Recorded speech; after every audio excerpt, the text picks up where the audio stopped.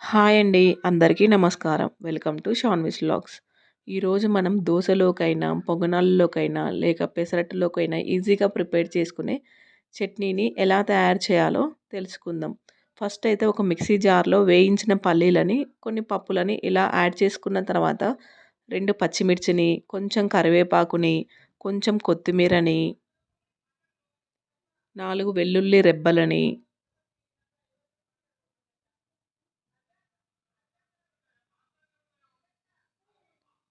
కడిగిన చింతపండుని,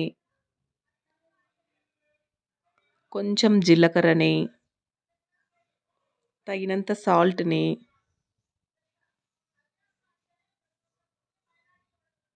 ఇలా యాడ్ చేసుకొని తగినన్ని వాటర్‌ని వేస్తూ మెత్తగా గ్రైండ్ చేసుకోండి.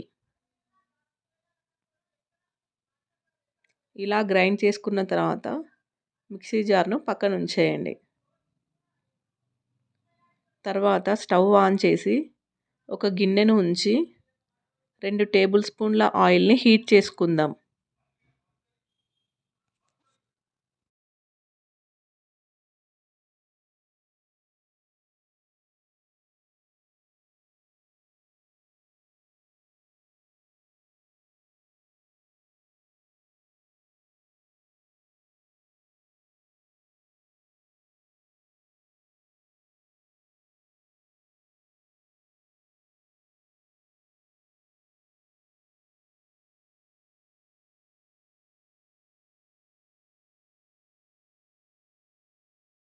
ఇలా ఆయిల్ హీట్ అయిన తర్వాత కొంచెం జీలకర్రని, కొన్ని ఆవాలని, కొంచెం మినపప్పుని, కొంచెం శనగపప్పుని,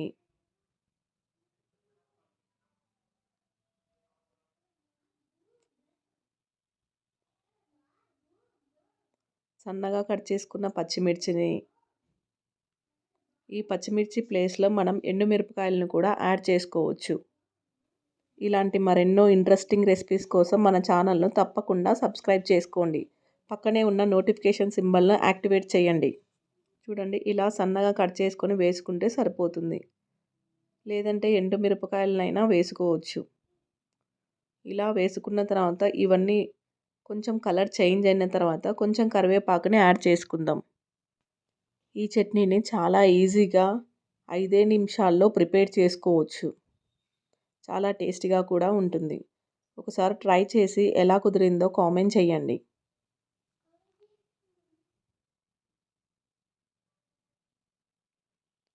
ఇలా పోపు మొత్తం వేగిన తర్వాత చట్నీని బౌల్లోకి షిఫ్ట్ చేసుకుందాం. ఇలా మొత్తం చట్నీని వేసుకున్న తర్వాత పోపులో కలిసేలాగా బాగా కలపండి. ఇలా కలుపుకొని దోసలోకైనా, పెసరట్టులోకైనా, దేంట్లోకైనా ఈ చట్నీ చాలా బావుంటుంది.